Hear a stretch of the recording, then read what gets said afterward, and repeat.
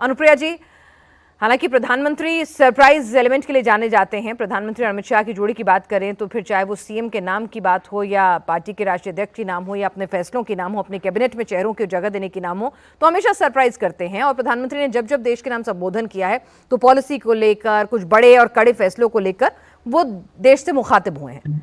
आज आपकी समझ क्या कहती है? प्रधानमंत्री आधी आबादी को कहीं ना कहीं एड्रेस करेंगे या फिर कुछ बड़े फैसले दुनिया के मौजूदा हालात को देखते हुए लिए जा सकते हैं? विनाश जी, आपने ठीक कहा कि आदरणीय प्रधानमंत्री मोदी जी हमेशा से एक ऐसे सरप्राइजिंग डिस्कशन के साथ में या मुद्दे के साथ में आते हैं जिसके लिए देश के लिए वो अनभिज्ञ होता है। 2023 में भी जब महिला आरक्षण बिल जब आया था, आपको याद होगा, विशेष सत्र बुला करके ये बिल सदन के अंदर रखी गई थी और सभी की सहमति से ये पारित भी हुई थी।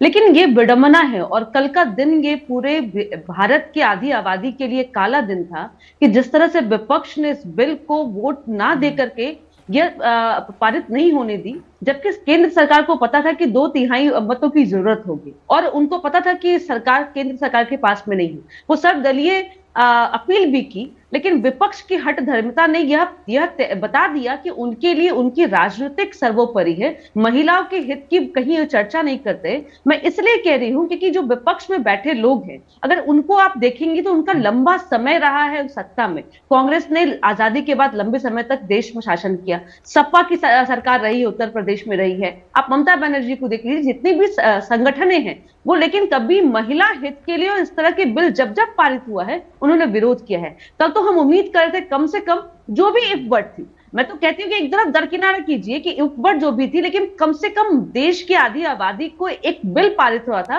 जिसके माध्यम से लोकतंत्र के सबसे बड़े मंदिर में शामिल हो। ठीक है अनुप्रिया जी, यही सवाल जो बात आपने जैसे शुरू की थी ना, यही बात लेकिन मैं बदतमीजी नहीं चलेगी नाहिद जी। ठीक है नाहिद जी, ये बदतमीजी नहीं चलेगी। नाहिद लारी जी, एक मिनट रुकिए, वो आप बहुत बोली और खुल के बोली, सबने सुना, आप जरा इन्हें भी सुन लीजिए। अनुप्रिया जी, आपकी बदतमीजी नहीं, एक मिनट, सपा के प्रवक्ताओं की बदतमीजी और सत्ता के लोगों की, सपा के लोगों की बदतमीजी देखा है देश की जनता ने, और इसीलिए आपको दरकीज हो गया है।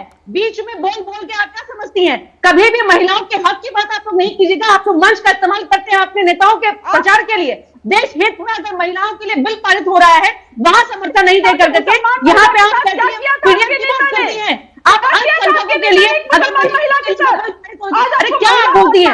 आपके नेताओं ने कहा कि बलपति महिलाओं को सभा में शामिल नहीं होनी चाहिए। हमेशा महिलाओं के खिलाफ आप राजनीति रही है। आपके लिए महिला का मतलब क्या है? कि आपके परिवार की महिला क्या डिवोर्स छोड़नी पड़ेगी? क्या रोहिणी यादव से रहेगी? क्या रानी यादव से होके? सिर्फ क्या प्रियंका गांधी को होके? क्या आप महिलाओं को नहीं है कि देश की राजनीतिक? ठीक है अनुप्रिया जी, नाहिद लारी जी, बहुत देर से एजिया यादव जी चर्चा में शामिल नहीं हुई है। एजिया यादव जी, जरा क्या एजिया यादव जी, क्या राजनीतिक पार्टियों से, विपक्षी पार्टियों से मिसकैलकुलेशन हो गया है? मिसकैलकुलेशन हो गया प्रधानमंत्री, अगर हम बात करें, ठीक है अनुप्रिया जी, एजिया यादव जी, क्या नैरेटिव बिल्डिंग में मिसकैलकुलेशन हो गया है विपक्षी पार्टियों से?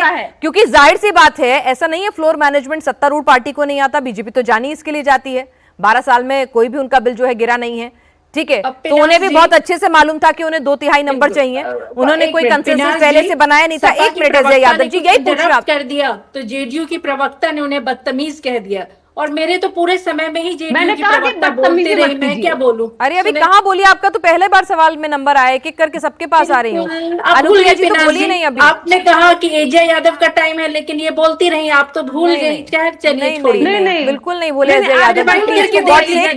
अभी सीधी सीधी बात करते हैं एजिया यादव जी, मैं आपसे पूछ रही हूँ ना कि यहाँ विपक्ष से, एक सेकंड आप सब लोग बाकी लोग एक मिनट शांत हो जाइए, अगर आप सार्थक बहस चाहते हैं और महिलाएं ही इस पैनल में हैं तो कम से कम बात ही होगी। ठीक है एजिया यादव जी, एजिया यादव जी, बस मुझे बता दीजिए कि ऐसा नहीं है ना कि बीजेपी को नहीं मालूम था कि भाई फ्लोर में उनके पास नंबर्स नहीं है, उन्हें बहुत अच्छे से मालूम था, राजनीति बखूबी जानते हैं, ठीक है, बिल्कुल राजनीति बखूबी जानते हैं, कुछ ज्यादा ही जानते हैं, कुछ ज्यादा ही जानते हैं, ठीक है, बहुत अच्छी बात है, इसीलिए सत्ता की हैट्रिक लगा रहे हैं।